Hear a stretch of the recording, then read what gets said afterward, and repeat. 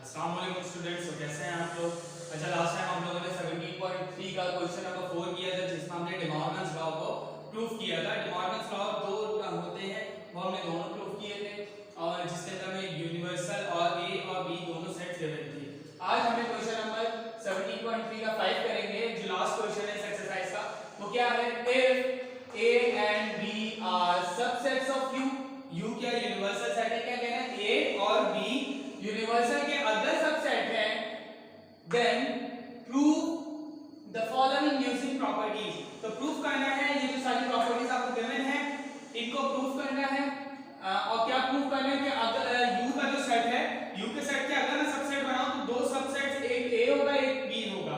तो मतलब ए और बी यूनिवर्सल के सबसेट्स हैं, और उन्हीं को यूज करके हमने ये प्रॉपर्टीज, जो 4 प्रॉपर्टीज गिवन है क्वेश्चन नंबर 5 में, जिसमें से फर्स्ट ये है। तो फर्स्ट हम प्रूफ करते हैं। कैसे करना है? सबसे पहले हम क्या करेंगे कि काम करते हैं कि इसमें से हम यूनिवर्सल सेट, हमें तो नहीं पता कैसे प्रूफ करें, तो एक काम ही करते हैं कि यूनिवर्सल सेट बना लेते हैं और उसी के अंदर से कुछ वैल्यूज निकाल के ए में डाल देंगे, तो ए का सेट बना देंगे, और उसी में कुछ वैल्यूज निकाल के बी के सेट में डाल के बी का सेट बना देंगे। ये 3 सेट बनाते हैं, उसके बाद ये 4 प्रॉपर्टीज है क्वेश्चन नंबर 5 के, ये प्रूफ करते हैं। यूनिवर्सल सेट कुछ भी बना लेते हैं, इतने बड़े-बड़े यूनिवर्सल सेट होता है, हम छोटा सा कोई भी बना लें, जिसमें आप ले ले 1 2 3 4 5 6 7। मेरा ख्याल से 7 वैल्यूज है, it's enough now. So next set is a का सेट। अब इसी में से कुछ वैल्यूज निकालें, 2 3 4 5, जितनी भी वैल्यूज निकाले वो पूरी 7 नहीं, क्योंकि ए सबसेट है, इसका मतलब है 7 वैल्यूज से कम होंगी ए के अंदर। तो अब मैं निकाल देता हूं 1 3 5। 3 वैल्यूज मैंने ऑड नंबर्स ए के निकाल लिए और बी के निकाल लेता हूं 1 3 6। बस काफी है, ठीक है।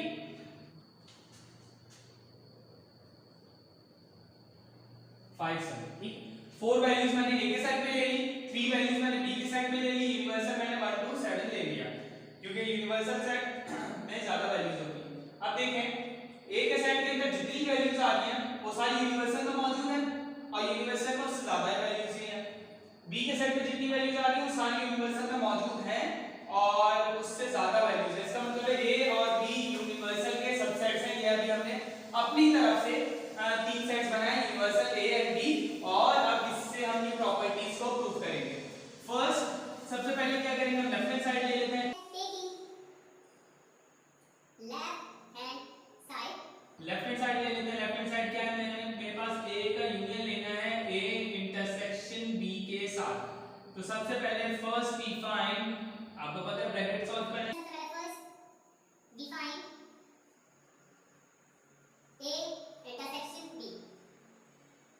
सबसे पहले हमने ए इंटरसेक्शन बी मालूम करना है, तो कर लेते हैं ए इंटरसेक्शन बी। सबसे पहले ए का सेट लिखिए, ए के सेट के अंदर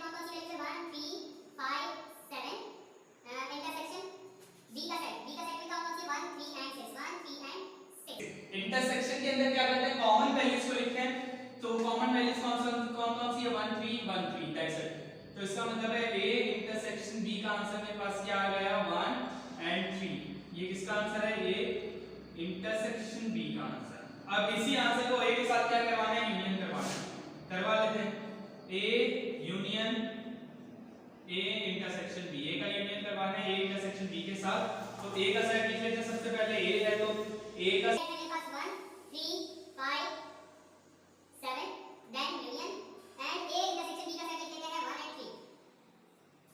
कहना क्या है, यूनियन है तो सारी वैल्यूज उठानी है और अरेंज कर दिया। 1 3 1 1 2 टाइम्स रिपीट हो रहा था, 1 टाइम उठा लिया। 3 3 2 टाइम्स रिपीट हो रहा था, 1 टाइम उठा लिया। 5 7। अच्छा, अगर आप देखें तो ये मेरे पास A union A intersection B का आंसर क्या आया है, पूरा ए का सेट आ गया, ठीक है। तो अब इसको, अच्छा ये कौन सी साइड थी मेरे पास, left hand side. Left hand side का आंसर मेरे पास ये आ गया। अब हम राइट हैंड साइड लेते हैं, उसका काम करते हैं।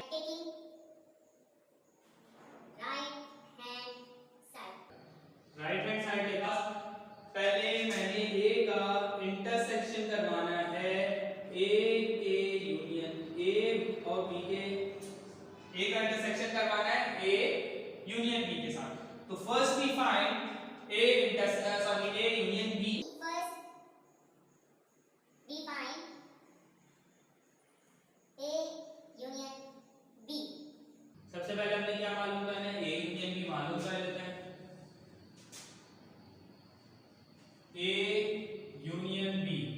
ए का सेट निकाल रहे सबसे पहले ए का सेट क्या है 1 3 5 7 यूनियन बी का सेट क्या है मेरे पास 1 3 6 तो हमने यूनियन लेना है इसका मतलब सारी वैल्यू निकालनी है तो निकाल ले 1 3 के बाद 1 1 2 टाइम्स रिपीट हो रहा है 1 टाइम निकाल लिया 3 3 2 टाइम्स रिपीट हो रहा है 1 टाइम निकाल लिया 5 एज इट इज 5 के बाद 6 आता है 6 एंड देन 7 तो ये मेरे पास किसका आंसर आ गया ए यूनियन बी का। अब इस ए यूनियन बी के आंसर को इंटरसेक्ट करवाना है ए के साथ, ठीक है।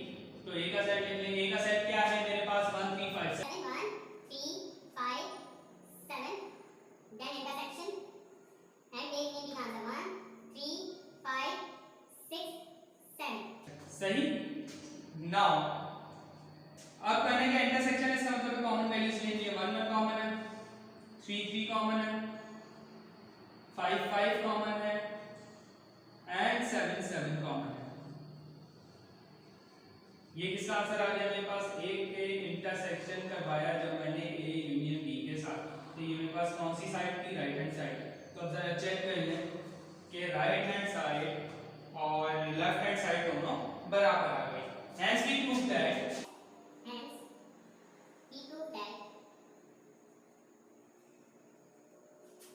left hand side is equal to right hand side। ठीक, ये हमारे पास फर्स्ट प्रॉपर्टी प्रूव हो गई। ये भी कहा था ना following using properties, first property use हो गई। अब हमने इन्हीं तीन सेट को रख के U universal A and B का सेट रख के इसकी बाकी 3 क्वेश्चंस जो है 3 पार्ट्स जो है क्वेश्चन नंबर 5 के वो प्रूव करते हैं। अच्छा स्टूडेंट्स, तो हम लोग इसका सेकंड पार्ट देखते हैं। सेकंड पार्ट क्या है हमारे पास ए को यूनियन करवाना है बी के साथ और उसके बाद क्या कह रहे हैं कि ए का यूनियन करवाना है A complement intersection B complement के साथ। तो सबसे पहले हम स्टार्ट करते हैं और पहले लेफ्ट हैंड साइड करते हैं। लेफ्ट हैंड साइड बहुत इजी है, तो पहले सबसे पहले लेफ्ट हैंड साइड कर लेते हैं। लेफ्ट हैंड साइड क्या है कि ए का यूनियन करवाना है बी के साथ। तो ए क्या है 1 3 5 7 यूनियन बी का सेट क्या है मेरे पास 1 3 6। यूनियन में सारी वैल्यूज निकालनी है आपने। तो 1 3 1 1 2 टाइम्स रिपीट हो रहा है 3 3 उसके बाद पे 3 के बाद 5 आता है 5 के बाद 6 एंड देन 7। ये मेरे पास किसका आंसर आ गया ए यूनियन बी का आंसर। ठीक, ये मेरे पास लेफ्ट हैंड साइड हो गया। राइट हैंड साइड करनी है हमने। इसके बाद ये मेरे पास लेफ्ट हैंड साइड का आंसर होगा। Taking right hand side. Right hand side का ए का यूनियन करवाना है मैंने ए कॉम्प्लीमेंट इंटरसेक्शन बी के साथ। तो first we find A complement, then we find A complement intersection B. सबसे पहले इंटरसेक्शन बी मालूम कर लेते हैं।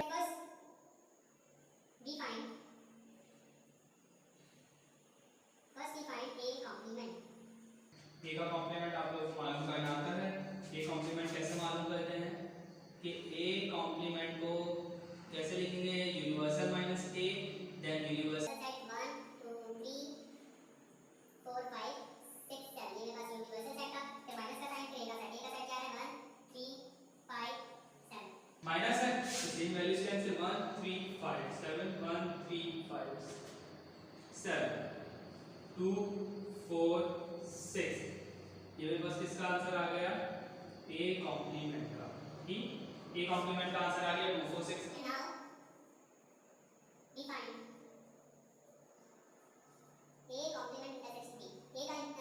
ए कॉम्प्लीमेंट का आंसर को बी के साथ इंटरसेक्ट करवा लेते हैं। तो मेरे पास यहां पे रहते हैं कॉम्प्लीमेंट इंटरसेक्शन बी करवाना है। तो ये कॉम्प्लीमेंट का आंसर है 2 4 6 इंटरसेक्शन बी का मेरे पास है 1 3 6। ठीक, करना क्या है इंटरसेक्शन है तो common values 6 and 6 he common है ओनली। तो मेरे पास ये कॉम्प्लीमेंट इंटरसेक्शन बी का आंसर क्या आ गया 6। अब क्या करना है मैंने इस पूरे का आंसर, ये पूरा ब्रैकेट का आंसर मेरे पास 6 आ रहा है। इसका ए के साथ यूनियन करवाना है। तो मेरे पास क्या हो जाएगा A union A complement intersection B. तो ए सेट लिखते हैं। ए का सेट क्या है मेरे पास 1 3 5 7। ठीक, यूनियन और A intersection sorry A complement intersection B का सेट क्या है मेरे पास 6। तो अब इसको आप यूनियन करवा लें है 1 3 5 6 7, ठीक। सारी वैल्यूज लिखनी होगी यूनियन में, और रिपीट जो हुई उन्हें वन टाइम रिपीट कुछ हो ही नहीं रहा, तो अरेंज करके लिखते हैं। 5 के बाद 6 लिख लिया मैंने, अरेंज भी कर दिया, ठीक। तो मेरे पास ये मेरे पास राइट हैंड साइड का आंसर है। राइट हैंड साइड का आंसर मेरे पास क्या है, 1 3 5 6 7, और लेफ्ट हैंड साइड का आंसर क्या है 1 3 5 6 7। दोनों का आंसर मेरे पास सेम आ रहा है। इसका मतलब है hence we prove that left hand side is equals to right hand side. Right hand side. अब हम इसका इसी तरह जो हमने सेकंड किया इसके थर्ड प्रॉपर्टी करते हैं। अच्छा स्टूडेंट्स, तो हमारे पास अब थर्ड पार्ट क्या है, ये मेरे पास थर्ड पार्ट है, और ये मैंने अभी तक मिटाया नहीं, ये सेकंड वाला। थर्ड मेरे पास क्या है, b बराबर है, मेरे पास b का सेट बराबर है a intersection b union a complement intersection b। अच्छा, एक काम ये करते हैं, लेफ्ट हैंड साइड मेरे पास क्या है, इसी क्वेश्चन नंबर 2 से ही सॉल्व हो जाएगा। लेफ्ट हैंड साइड मेरे पास क्या है, b है, और b का सेट क्या है, मेरे पास 1 3 6। बस ये मेरे पास लेफ्ट हैंड साइड है, क्योंकि यही था ना सर, हां यही था ना, लेफ्ट हैंड साइड का आंसर मेरे पास आ गया है। अब क्या कह रहे हैं, अब यहीं ठीक है, राइट हैंड साइड ले लेते हैं। राइट हैंड साइड क्या है मेरे पास, ये रही कि मैंने a का इंटरसेक्ट करवाना है b के साथ, इंटरसेक्शन करवाना है, यूनियन करवाना है a कॉम्प्लीमेंट इंटरसेक्शन b। अच्छा, a कॉम्प्लीमेंट इंटरसेक्शन b अभी आप पूरा मालूम करके हैं। a कॉम्प्लीमेंट इंटरसेक्शन b ये रहा 6 आ रहा है, ठीक है। तो अब हम डायरेक्ट इसका आंसर यूज करेंगे यहां पे, क्योंकि हमने निकाल दिया। a इंटरसेक्शन b निकाल लेते हैं। a इंटरसेक्शन b क्या है मेरे पास, फर्स्टली फाइंड,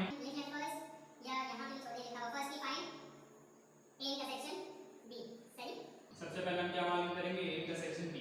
तो इन सबको मिटा दें। a इंटरसेक्शन b मालूम कर लेते हैं। a intersection b, a intersection b क्या है, a का सेट मेरे पास क्या है 1, इंटरसेक्शन में कॉमन वैल्यूज लेते हैं 6, अच्छा सॉरी 1 3 1 3, ये दोनों कॉमन है मेरे पास 1 3, ये मेरे पास किसका आंसर आ गया, a इंटरसेक्शन b का आंसर, सही। अब a इंटरसेक्शन b के आंसर को a complement intersection b complement के साथ यूनियन करवाना है, कर लेते हैं मालूम, बहुत इजी है। a इंटरसेक्शन b के आंसर को यूनियन करवाना है a कॉम्प्लीमेंट इंटरसेक्शन b कॉम b, ठीक है। तो a इंटरसेक्शन b का आंसर मेरे पास क्या आया है 3 5 7। इंटरसेक्शन b का सेट क्या है 1 3 6 1 3, ठीक। और union a complement intersection b का आंसर क्या है मेरे पास 6। तो यूनियन है, सारी वैल्यू जुटानी है 1 3 6, तो यही तो था मेरे पास लेफ्ट हैंड साइड, ठीक है। Left hand side is equals to right hand side, इसका मतलब है प्रूव हो गया ये भी हमारे पास, बहुत इजी था यार। अब इसका हम फोर्थ पार्ट पर, अच्छा स्टूडेंट्स, तो अब हमारे पास क्वेश्चन है, इसका फोर्थ पार्ट है, इसको हम थर्ड को मिटा देते हैं, ये फोर्थ पार्ट है मेरे पास, कि अब मालूम करना है हमने कि b बराबर है a union a complement intersection b। अच्छा, लेफ्ट हैंड साइड तो मेरे पास यही होगी। लेफ्ट हैंड साइड क्या है, सिर्फ ओनली b है, b का सेट लिख लिया। टेकिंग राइट हैंड साइड में मैं ये मिटा देता हूं। अच्छा, राइट हैंड साइड अब हमने पूरी करनी पड़ेगी, बताता हूं ये, वरना आप बोले तो ये तो बहुत इजी है कि a इंटरसेक्शन ये रहा कि a को बस यूनियन करवा लें, कि a को a complement intersection b complement का तो आंसर निकला हुआ है, यहां लिखें आप 6 और यहां यूनियन लगाएं, और a का आंसर, a का सेट क्या है मेरे पास 1 3 5 7। इसको यूनियन करवाएं 6 के साथ, तो कैसे हो जाएगा 1 3 5, यूनियन में सारी वैल्यूज आते हैं 6 और 7। तो अब मुझे बताएं क्या ये दोनों आंसर बराबर आ रहे हैं, left hand side right hand side नहीं आ रहा है, इसलिए मैं कह रहा हूं क्योंकि क्वेश्चन नंबर 3 4 के आगे 5 के फोर्थ पार्ट के आगे लिखा हुआ भी है if a is a subset of b। अब ये क्या चीज है ये देखना पड़ेगा हमें, क्योंकि इसी वजह से हमारा जो आंसर है left hand side right hand side बराबर नहीं आ रही, तो वो हम देख लेते हैं कैसे नहीं आ रही।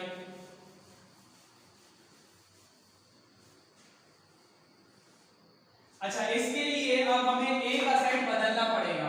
a का साइड हमें वो रखना पड़ेगा कि जिसकी सारी वैल्यूज b के अंदर मौजूद हो, ठीक है। जैसे आपने पढ़ा है ना 2 इज लेस देन 3, या अगर आप इसको यहां से पढ़ें 3 2 से बड़ा है, ये भी ऐसे ही है। ये बस इसका थोड़ा सा इस टाइप का है शेप, इसका पूरा इस तरह नहीं है। तो बस एक आसानी पे ये बता रहा हूं मैं कि आप इसको इस तरह याद रख लें कि ए का जब मैं ए का सबसेट है बी, जहां पे माउथ ओपन होता है वो ग्रेटर वैल्यू होती है, जहां पे माउथ क्लोज होता है या टेल होती है वो स्मॉलर वैल्यू होती है। इसमें भी यही है। तो ये ग्रेटर सेट हो जाएगा, ये स्मॉलर सेट हो जाएगा। अच्छा, अब ग्रेटर और स्मॉलर का मतलब कि इस सेट के अंदर जितनी वैल्यूज मौजूद होंगी, ठीक है, इस सेट में जितनी वैल्यूज मौजूद हैं उसकी कुछ वैल्यूज निकालें। मतलब बी का एक सबसेट बना है, जैसा अभी इन्होंने क्या कहा था कि यूनिवर्सल के सबसेट्स हैं बी और ए। अब इस क्वेश्चन के अंदर बी जो है वो यूनिवर्सल का सबसेट है और ए जो है वो बी का, ए और बी दोनों यूनिवर्सल के सबसेट है, लेकिन अब ए जो है वो बी का भी सबसेट है, मतलब बी की कुछ वैल्यूज ए के अंदर मौजूद है। मैं इसको अगर ऐसे कर लूं कि मैं 1 3 लिखा रहने तो बाकी सारी वैल्यूज मिटा दूं।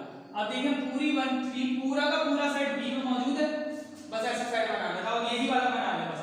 अब प्रूफ हो जाएगा आपका इस सेट से कि कंडीशन दे दी यहां कि ए बी का सबसेट है, प्रॉपर सबसेट है। प्रॉपर सबसेट का मतलब कि कंप्लीट ए की वैल्यू सारी बी में मौजूद है। तो इसका मतलब है कि अब हमने ये कंडीशन आ गई है इस क्वेश्चन के अंदर, तो अब इसमें सेट ए का सेट चेंज करना है, ठीक है। ए का सेट चेंज कर दिया, ए की जितनी वैल्यूज हैं ए के सेट के अंदर वो सारी बी में मौजूद है। अब आपका प्रूफ हो जाएगा। लेफ्ट हैंड साइड आपके पास क्या है 1 3 6, राइट हैंड साइड पहले लेते हैं, पहले ए का first define A complement. A complement क्या होगा? अब थोड़ा सा इस कॉम्प्लीमेंट वाली चीज को डायरेक्ट कर लेते हैं क्योंकि अब आपको निकालना आ जाना चाहिए। कॉम्प्लीमेंट का मतलब कि यू के अंदर से ए की सारी वैल्यूज निकाल दो, 1 और 3 निकाल दें यू के अंदर से, तो क्या बचा 2 4 5 6 7, 2 4 5 6 7। देखिए इसके अंदर 1 और 3 नहीं है, ए के अंदर यही था ना, यू के अंदर से वो सारी वैल्यूज कैंसिल कर देते जो ए के पास हैं, वो कैंसिल कर दिया। ये ए इंटरसेक्शन का आंसर आ गया। नाउ वी फाइंड ए का कॉम्प्लीमेंट लेंगे, ए का कॉम्प्लीमेंट का आंसर को बी के साथ इंटरसेक्ट करवाएंगे, तो मेरे पास क्या आ जाएगा ए कॉम्प्लीमेंट इंटरसेक्शन बी। तो ए कॉम्प्लीमेंट का आंसर मेरे पास क्या आ रहा है 2 4 5 6 एंड 7। इंटरसेक्शन बी, बी का सेट मेरे पास क्या है यहाँ पे, ये रहा 1 3 6। अब इसको क्या करें आप, कॉमन वैल्यूज निकाल लें, सिर्फ और सिर्फ 6 कॉमन है हमारे पास, ठीक। अच्छा, अब आप बोले सर ये तो वही आ रहा है, दोबारा 6 आ रहा है। हाँ तो बेटा बिल्कुल सही है, दोबारा 6 आ रहा है, लेकिन अब यूनियन जब करेंगे ना तो पूरा का पूरा सेट हमें ये बी वाला मिल जाएगा, ठीक है। पहले हम यूनियन हमें, ठीक है, इसका पहले भी आंसर हमारे पास 6 आ रहा था, लेकिन यूनियन जब करवा रहे थे ए के साथ, ए के पास 5 और 7 मौजूद था, अब ए के पास 5 7 मौजूद नहीं है, ठीक है। मतलब अब ए के सेट को हमने वो सेट बना दिया कि जिसकी सारी वैल्यूज बी में मौजूद है। मतलब दिखने को तो आपको नजर आ रहा है सिर्फ 6 आंसर आ रहा है, पहले भी 6 था, लेकिन बेटा सेट्स का डिफरेंस है, ए के सेट का डिफरेंस है। तो इसको ये मेरे पास आंसर आ गया किसका, A intersection sorry A complement intersection B का। अब ए कॉम्प्लीमेंट इंटरसेक्शन बी को ए के साथ यूनियन करवा लेते हैं, अब आपको नजर आ जाएगा आंसर में डिफरेंस। ए को यूनियन करवा लेते हैं ए कॉम्प्लीमेंट इंटरसेक्शन बी के साथ। ए का सेट मेरे पास क्या है 1 and 3 यूनियन, और ए कॉम्प्लीमेंट इंटरसेक्शन बी का सेट क्या है ऑन दी। अब देखें सारी वैल्यूज लिखनी है तो 1 3 6, देखना हमारा left hand side is equals to right hand side. तो इसमें कंडीशन दे दी थी 4 में, मतलब बात था तो बहुत आसान कि आपके पास 6 निकला और एक साथ करवा लो, लेकिन आंसर हमारे पास डिफरेंट आ रहा था, क्यों? क्योंकि कंडीशन आ गया। इस कंडीशन को देखते हुए आपने क्वेश्चन को सॉल्व करना था। तो स्टूडेंट्स ये हम लोगों ने कर लिया है, ये भी प्रूव हो गया, ठीक है। Left hand side is equals to right hand side, prove ये लिखिएगा सारा। 3.4 का क्वेश्चन नंबर 1 करेंगे। क्वेश्चन नंबर 1 देखते हैं। क्वेश्चन नंबर 1 क्या है आपके पास? क्वेश्चन नंबर 1 है if a and b are any two subsets of u, मतलब यूनिवर्सल सेट। ये बिल्कुल कोई क्वेश्चन नंबर 5 की तरह 17.3 के, जिसमें हमारे पास a और b यूनिवर्सल के सेट थे, यूनिवर्सल के सबसेट्स थे। क्या कह रहे हैं? Then draw Venn diagram. अब 17.4 में वेन डायग्राम का काम है। वेन डायग्राम बनाएंगे, draw Venn diagrams in general of. अच्छा, वेन डायग्राम किस किस चीज की बनानी है? 3 पार्ट है और तीनों पार्ट में 4 डायग्राम्स बनानी है। एक a यूनियन b की, a intersection b, a delta b and a minus b। ये 4 डायग्राम्स फर्स्ट की बनानी है, फिर यही 4 डायग्राम्स थर्ड की। फर्स्ट करते हैं, फर्स्ट में क्या हमारे पास A and B are disjoint. Disjoint set कैसे होते हैं, जैसे मिसाल के तौर पर समझाने के लिए बना देता हूं। U का सेट है 1 2 3 4 5 6, ठीक है, ये मेरे पास यूनिवर्सल सेट है।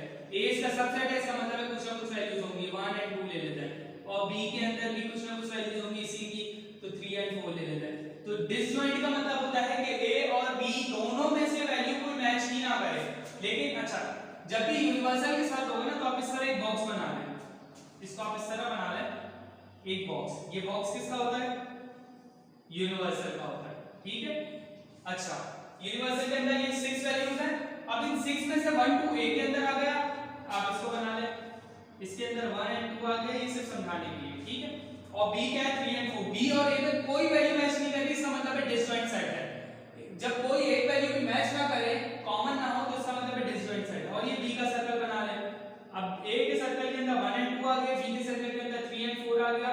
अब U के अंदर 1 2 3 4 वैल्यूज आ गई, 5 6 रह गए, यहां लिख लें, क्योंकि 5 6 ना A में है ना B में, सिर्फ यूनिवर्सल में तो इस तरह बनती है वेन डायग्राम। इसमें मैं नंबर नहीं लिखने, इसमें सिर्फ इस तरह बनानी है डायग्राम और शेड करके बताना है। अब शेड कहां होगा ये देखना है।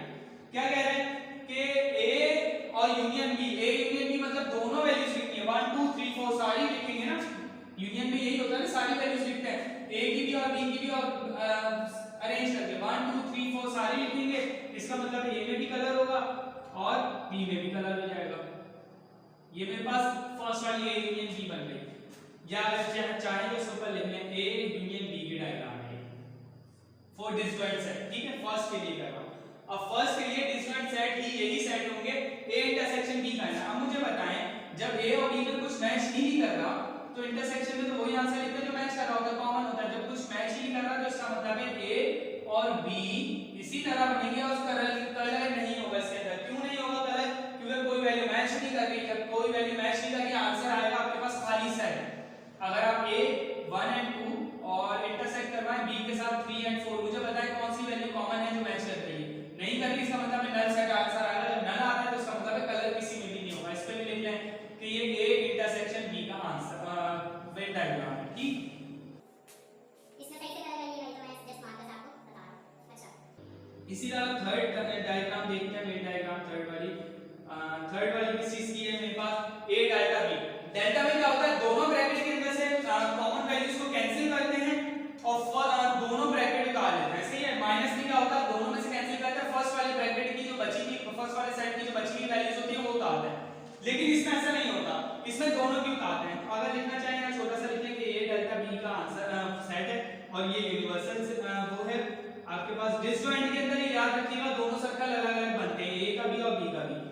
अब मुझे बताएं, डेल्टा है ना, डेल्टा में आपने दोनों में से सेम क्रॉस करनी है, क्रॉस कोई होगी नहीं, और दोनों ब्रैकेट उतारने, इसका मतलब है दोनों में कलर करना।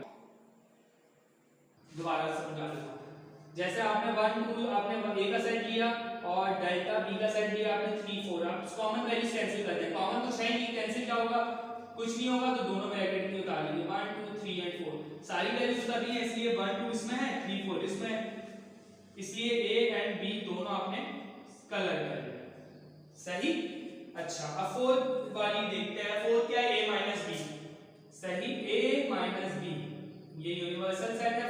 ये जो रेक्टेंगल बनाया है यूनिवर्सल के लिए होता है, A minus B। A minus B का मतलब है कि आपने 1 2 and minus 3 4 common values cancel करते हैं, और कॉमन वैल्यूज कैंसिल करने के बाद जो फर्स्ट सेट के अंदर वैल्यूज बचती है वो उतारते हैं। कॉमन कुछ है ही नहीं, कुछ कैंसिल नहीं हो रहा है, इसका मतलब है सिर्फ और सिर्फ फर्स्ट सेट उतारेंगे 1 एंड 2। तो इसका मतलब है 1 और 2 आपके पास A सेट का आंसर है, तो इसका मतलब है सिर्फ और सिर्फ A के अंदर कलर हो जाएगा, B अनकलर्ड या अनशेडेड ही रहेगा। समझ आया? ये आपने डायग्राम जो बनानी है, ये आपने शेड करके बतानी है कि ये अगर A यूनियन B है तो A यूनियन B का क्या मतलब है, ये लिखा हुआ भी है। वेन डायग्राम इन जनरल तौर पर बतानी है, सेट्स बना के नहीं दिखानी, ये सेट्स बना के सिर्फ समझाया। जनरल आपने बता दिया कि अगर A डिसजॉइंट सेट हो और A यूनियन B हो तो इसका मतलब है A और B दोनों सेट्स की वैल्यूज उतारते हैं। अगर A और B डिसजॉइंट सेट्स हैं और आप A इंटरसेक्शन B मालूम कर रहे हैं, तो इसका मतलब है कि आप A और B दोनों सेट का कोई आंसर नहीं आएगा, नल सेट आंसर आएगा। अगर आप A और B आपके पास डिसजॉइंट सेट है और आप डेल्टा निकाल रहे हैं, तो इसका मतलब है आपके पास आंसर के अंदर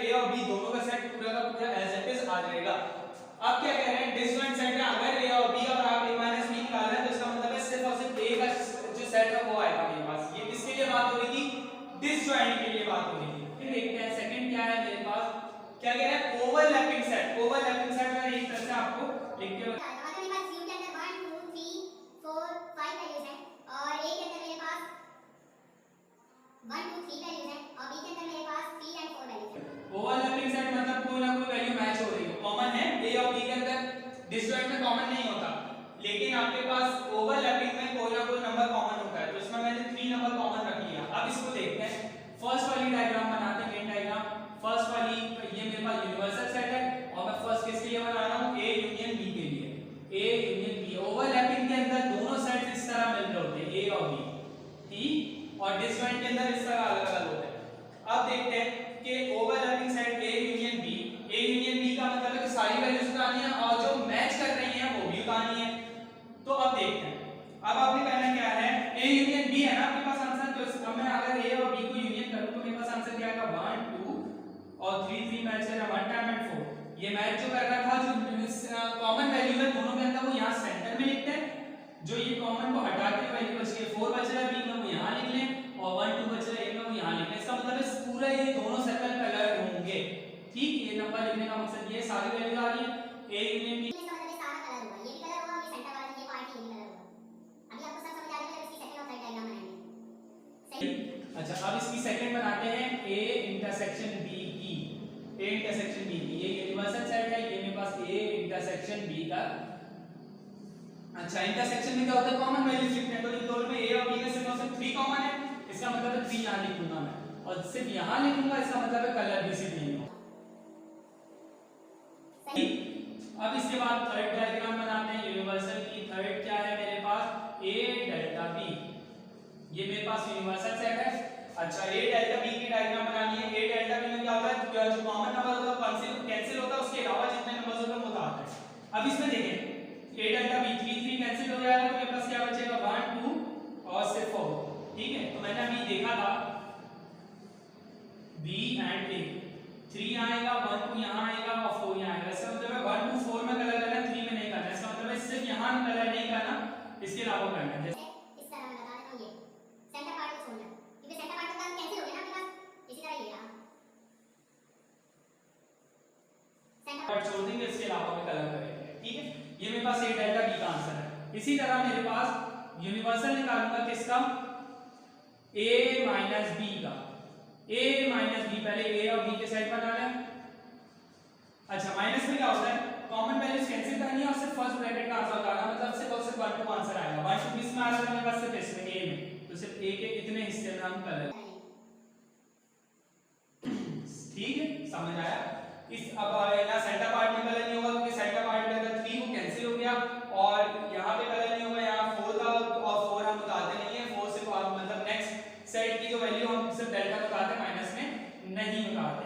अच्छा, अब ये सेट हमने चेंज करने हैं थर्ड पार्ट के लिए। थर्ड क्या है हमारे पास कि A is a subset of B, के A B का सबसेट है, वही वाला आपके पास जुलाई 17.3 का क्वेश्चन नंबर 5 का फोर्थ पार्ट जो था कि A is a subset of B, कि A जो है वो B का सबसेट है। तो इसका मतलब है अब इसके लिए वही यूनिवर्सल सेट ले लेता हूं मैं 1 से 5 1 2 3 4 5 सही, और A का सेट ले लेता हूं मैं 1 3 1 3 और B का सेट ले लेता हूं मैं 1 2 3 सही।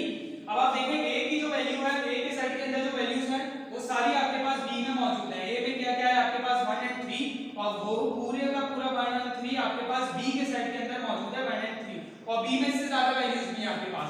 तो अब क्या करेंगे, ये सेट लिख के रहने देते हैं। अब इसकी डायग्राम बनाते हैं थर्ड की। क्या डायग्राम होगी मेरे पास, यूनिवर्सल के लिए यूनिवर्सल सेट है इस रेक्टेंगल, और किसके लिए बनाना होगी मैं, A यूनियन B के लिए, A यूनियन B। अच्छा, अब ये हमारे पास सबसेट्स की डायग्राम है, तो ना इस तरह अलग-अलग दोनों सर्कल होंगे ना इस तरह जॉइंट सर्कल होंगे।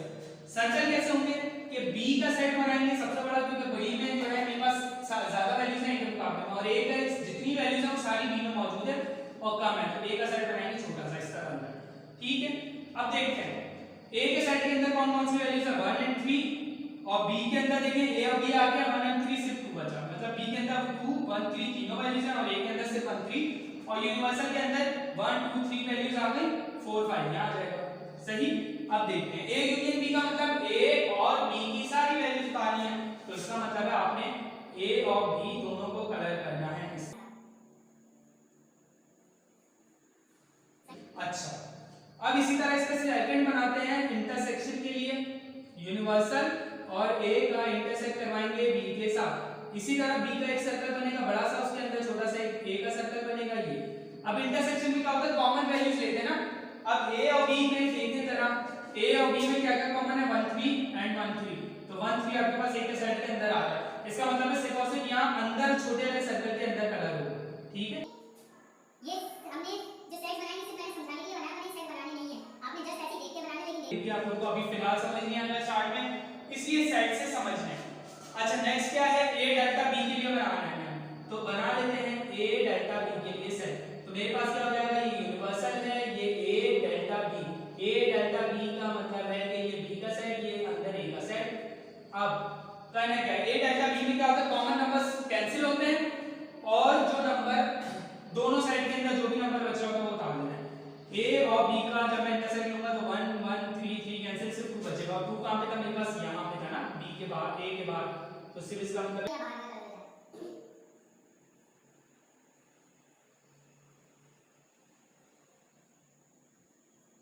अब देखते हैं a माइनस बी, ये यूनिवर्सल है मेरे पास, ये a माइनस बी, ये मेरे पास b का सेट है, ये अंदर होगा, ठीक है, और ये मेरे पास a का सेट है। अब क्या करना है, a माइनस बी का मतलब है कि आपने a माइनस बी ना, तो करवाने एक सेट है मेरे पास 1 3, b का सेट है 1 2 3। अब आपने करना क्या, 1 3 1 3 कैंसिल आउट, और अब आपने उतारना क्या है, सिर्फ पहले ब्रैकेट का आंसर। पहले ब्रैकेट में कुछ बचा ही नहीं, इसका मतलब है नल सेट, किसी में भी कलर नहीं होगा।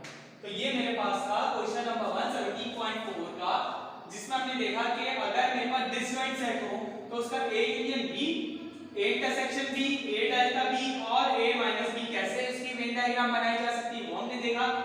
फिर हमने देखा अगर मेरे पास ओवरलैपिंग सेट्स हो तो उसकी मेरे पास ओवरलैपिंग सेट हो तो उसकी मेरे पास ए यूनियन बी की वेन डायग्राम कैसे बनती है, ए इंटरसेक्शन बी की वेन डायग्राम कैसे बनती है, ए डेल्टा बी की वेन डायग्राम कैसे बनती है, और ए माइनस बी।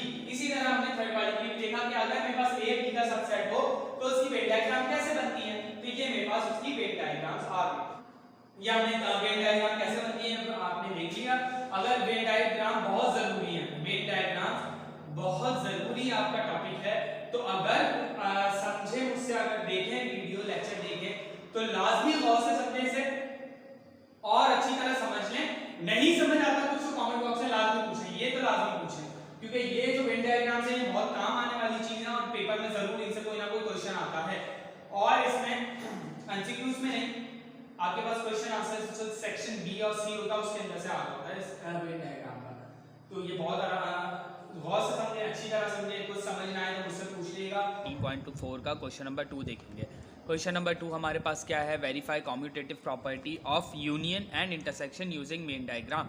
क्या कह रहे हैं, वेन डायग्राम से आपने कम्यूटेटिव प्रॉपर्टी यूनियन के लिए और इंटरसेक्शन के लिए दोनों के लिए प्रूफ करनी है। आपने कम्यूटेटिव प्रॉपर्टी लें, कम्यूटेटिव प्रॉपर्टी पहले यूनियन के लिए लें तो उसको प्रूफ करें वेन डायग्राम बना के, left hand side is equals to right hand side, ये प्रूफ करनी है। इसी तरह इंटरसेक्शन के लिए भी प्रूफ करनी है वेन डायग्राम से left hand side right hand side बना के। आपको फर्स्ट सेट दे दिया है ए का, जिस ए के सेट में हमारे पास मौजूद है A B C D E 5 numbers, B के सेट में A E I O you 5 numbers या 5 अल्फ़ाबेट्स, ठीक है। अच्छा, कम्यूटेटिव प्रॉपर्टी ऑफ यूनियन क्या होती है कि ए का बी के साथ यूनियन करवाए, इसका जो आंसर आएगा वो किसके बराबर आएगा कि बी को ए के साथ यूनियन करवा लें। अच्छा, अब ये चेक कैसे करना है, हमने वेन डायग्राम से ही प्रूफ कर लेते हैं कि सबसे पहले हम एक काम करते हैं इस तरह। मैंने लास्ट टाइम बताया था जब हमने क्वेश्चन नंबर 1 किया था, वेन डायग्राम बहुत डिटेल में समझाई थी कि ये जो हमारे पास बॉक्स होता है ये किसका होता है, यूनिवर्सल का, ठीक है। अगर ये चाहें बनाना तो बना लें, और अगर नहीं चाहें तो बल्कि इसके बगैर ही काम कर लेते हैं। अभी यूनिवर्सल सेट गिवन नहीं है तो छोड़ दें। अच्छा, यूनियन है और मैंने कहा, अब आपको लास्ट टाइम डिटेल में बताया था डिसजॉइंट सेट्स, ओवरलैपिंग सेट्स और सबसेट्स। डिसजॉइंट सेट्स क्या होते हैं कि ए और बी जितने भी सेट्स गिवन हैं उसके अंदर कोई भी वैल्यू कॉमन ना हो, तो आप देख लेते हैं इसके अंदर कोई वैल्यू कॉमन है या नहीं है, और अगर एक भी वैल्यू कॉमन निकल जाए या एक से ज़्यादा वैल्यूज़ कॉमन निकल जाए तो इसका मतलब है वो हमारे पास कौन सा है, ओवरलैपिंग सेट। तो देख लेते हैं, अब यहाँ पे ए है, ए बिल्कुल मौजूद है, बी सी डी ई भी मौजूद है। इसका मतलब है दो नंबर्स जो दो अल्फ़ाबेट्स हैं ए और बी के सेट में दो कॉमन है। इसका कॉमन है, इसका मतलब है ओवरलैपिंग। और ओवरलैपिंग के लिए कैसे बताया था मैंने कि एक सर्कल बनेगा, उसी के साथ ज्वाइंट होके सेकंड वाला सर्कल इस तरह बनेगा, ये ए का सर्कल हो जाएगा, ये बी का हो जाएगा। और अगर यूनिवर्सल गिवन है तो इस तरह रेक्टेंगल बनेगा, रेक्टेंगल के अंदर ये दोनों सर्कल्स बनेंगे।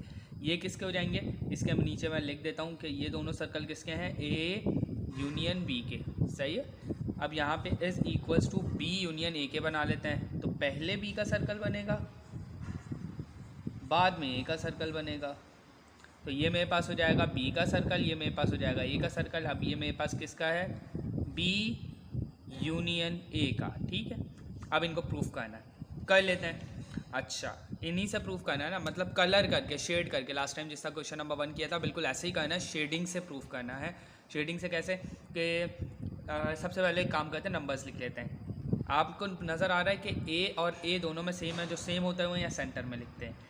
फिर बी इसमें है ए के सेट में, इस बी में बी के सेट में नहीं है तो यहाँ लिख लें बाहर।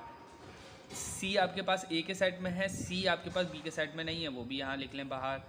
डी आपके पास ए के सेट में है, बी के सेट में नहीं है, डी लिख लें आप बाहर। ई आपके पास ए के सेट में है, बी के सेट में भी है, तो इसका मतलब है यहाँ पे लिख लें आप ई। अच्छा, उसके बाद फिर बी के सेट में चेक करेंगे। बी के सेट में देखें ए था, अगर मैं इसको हटा लूँ तो वे बी के सेट में ए था जो मैंने यहाँ सेंटर में लिख दिया क्योंकि ए कॉमन था, ई कॉमन था, वो भी सेंटर में लिख लिया। उसके अलावा आई था, आई आपके पास ए के सेट के अंदर नहीं है तो इसका मतलब है बी के सेट में, तो आई यहाँ लिख लेंगे। आई के बाद ओ भी आपके पास ए के सेट में नहीं है, यू भी ए के सेट में नहीं है। ये हमने बना लिया ए यूनियन बी। ठीक, इसी तरह बी यूनियन ए का बनाएंगे। अब आपके पास बी में क्या क्या मौजूद है, आई ओ यू जो आपके पास ए में नहीं है, और ए और बी में आपके पास ए और ई मौजूद है। इसी तरह ए के अंदर आपके पास बी सी डी है जो ए बी में मौजूद नहीं है। अगर आप इसको चाहें उतारना तो ये वैसे वेन डायग्राम से समझाना था, वेन डायग्राम से ऐसे लिख के नहीं समझाना था, ये ऐसे समझाना था कि कलर किस में होना है, शेड। जिस तरह मैंने लास्ट टाइम आपको बताया था इस तरह शेड कर दें आप। ए और बी और सेंटर दोनों जगह कलर सर्कल बन जाएंगे इस तरह। इसको आप ये तो कल लिख के मैंने आपको बता दिया, इसका मतलब सब में कलर होगा ना, तो यूनियन है ना, सारी वैल्यू बताता है।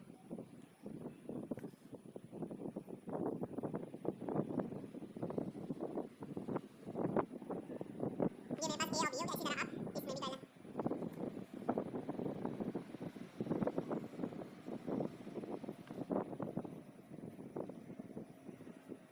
सही, दोनों सेम होगा। अच्छा, अब कॉम्यूटेटिव प्रॉपर्टी।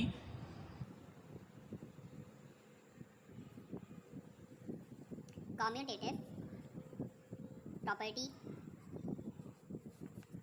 प्रॉपर्टी ऑफ हमें किस किसकी कही थी, यूनियन एंड इंटरसेक्शन। यूनियन की अभी हमने कही, अब इंटरसेक्शन की कहते हैं। कॉम्यूटेटिव प्रॉपर्टी ऑफ इंटरसेक्शन, सही, इंटरसेक्शन की। अच्छा, इंटरसेक्शन के लिए कॉम्यूटेटिव प्रॉपर्टी यही सेम होती है कि ए का इंटरसेक्ट करवाएं बी के साथ या बी का इंटरसेक्ट करवाएं ए के साथ, दोनों का आंसर सेम आना चाहिए। कर लेते हैं। अच्छा, पहले वही ए का सर्कल, इसी तरह बी का सर्कल, ये हमारे पास ए और ये बी, ठीक बराबर होने चाहिए किसके, कि पहले बी का सर्कल बनाए बाद में ए का सर्कल बनाए, बी एंड ए।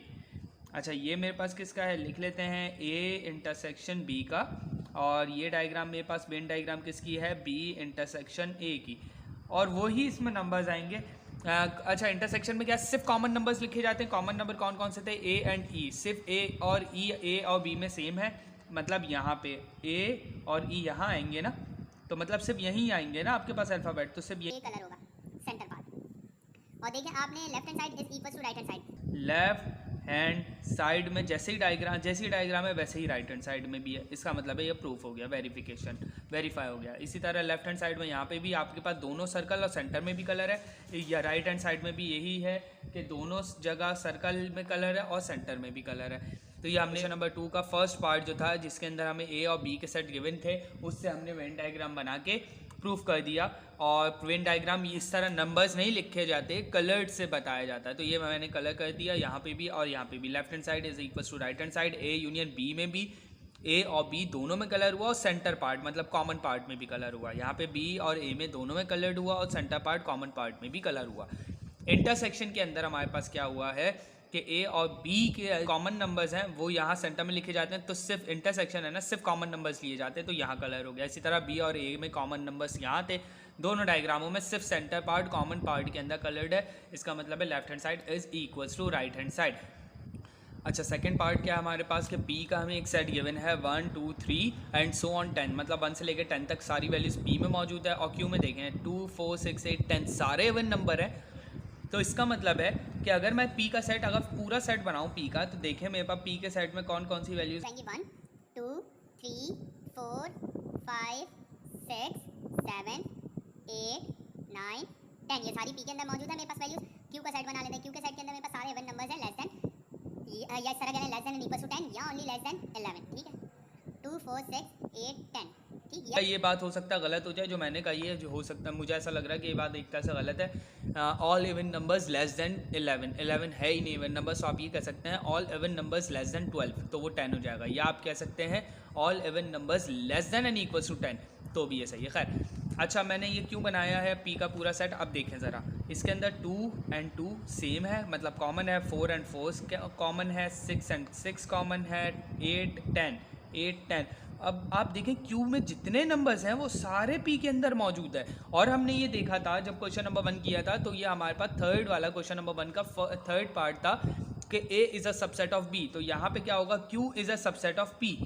क्या मतलब, Q is a subset of P, के क्यू जो है वो पी का सबसेट है, मतलब क्यू के अंदर वो सारी वैल्यूज़ मौजूद हैं जो पी के अंदर मौजूद हैं, और पी के अंदर और ज़्यादा वैल्यूज़ भी हैं। तो हमने देखा था कि हमारे पास कैसे बनता है जब भी हमारे पास सबसेट्स मौजूद हो कि कोई एक दूसरे का सबसेट है, तो इसका मतलब है हमारे पास उसके अंदर कैसे वेन डायग्राम बनती है कि हम एक बड़ा सा सर्कल बनाते हैं और उसके अंदर एक छोटा सा सर्कल बनाते हैं। और छोटा सर्कल किसका होता है कि जिसकी सारी वैल्यूज़ दूसरे वाले सेट में मौजूद हो, क्यू का मतलब इसके अंदर क्यू का। और बड़ा वाला सर्कल किसका होता है कि जिसकी सारी वैल्यूज़ जो आपके पास पी में मौजूद होंगी लेकिन पी में ज़्यादा होंगी, जिसमें ज़्यादा वैल्यूज़ हो तो वो पी है, ठीक है। ये मेरे पास कौन सी हो गई, पी और क्यू, पी यूनियन क्यू हो गई मेरे पास ये वाली डायग्राम। अब as equals to Q union P, Q union P की भी ऐसे ही बनेगी। क्यू छोटा है इसलिए अंदर बनेगा, पी बड़ा है तो पी बाहर हो जाएगा। सेम डायग्राम बनेगी पी एंड क्यू। अच्छा, अब देखें यूनियन है, यूनियन में क्या है। अच्छा पहले नंबर्स उतार लेते हैं समझाने के लिए कि 2 4 6 8 10 सारे पी में भी मौजूद हैं, तो पी के अंदर क्यू है, तो इसका मतलब है क्यू में 2 4 6 8 एंड 10 सारे नंबर्स पी में आ गए। अब इसके अलावा सारा ऑड नंबर पी में लिख लें, जो क्यू में नहीं है वो सारे ऑड नंबर है 1 3 5 7 9। इसका क्या मतलब है कि इस पूरे सर्कल में बाहर वाले और अंदर वाले छोटे वाले सर्कल में कलर होगा।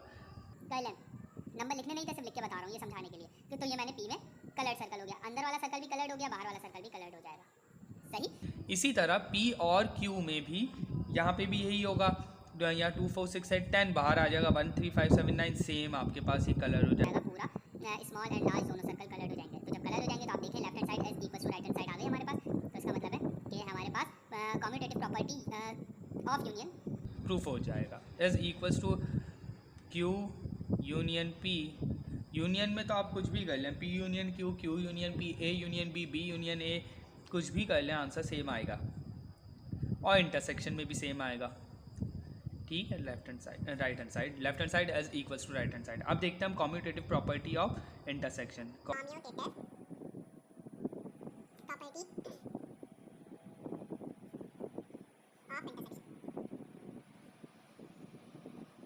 अच्छा, कम्यूटेटिव प्रॉपर्टी ऑफ इंटरसेक्शन क्या है, वही है सेम पी इंटरसेक्शन क्यू कर लें या क्यू इंटरसेक्शन पी कर लें, दोनों का आंसर सेम आना चाहिए। और आपको पता है ये पी और क्यू क्या है, सबसेट्स है, मतलब क्यू पी का सबसेट है। तो इसका मतलब है ये कैसे बनेगी कि क्यू छोटा सा सर्कल बनेगा, पी उसके बाहर बड़ा सर्कल बनेगा, ये पी ये Q is equals to Q and P, सही। अब आपको पता है कि कॉमन नंबर्स लिखे जाते हैं इंटरसेक्शन में। कॉमन क्या है, 2 4 6 8 10, वो सारा इसमें पी में भी मौजूद है। तो 2 4 6 8 10 मतलब सिर्फ और सिर्फ कलर किस में होगा, क्यू में, ठीक। इसी तरह यहाँ पे भी यही होगा, पी और क्यू में आपके पास क्या है, सेम नंबर्स यहीं पर ही है, क्यू में तो यहाँ पे कलर्ड हो जाएगा। तो इसका मतलब क्या है कि आपके पास यहाँ पे कम्यूटेटिव प्रॉपर्टी इंटरसेक्शन के लिए और कम्यूटेटिव प्रॉपर्टी यूनियन के लिए, दोनों के लिए आपने प्रूफ कर दिया।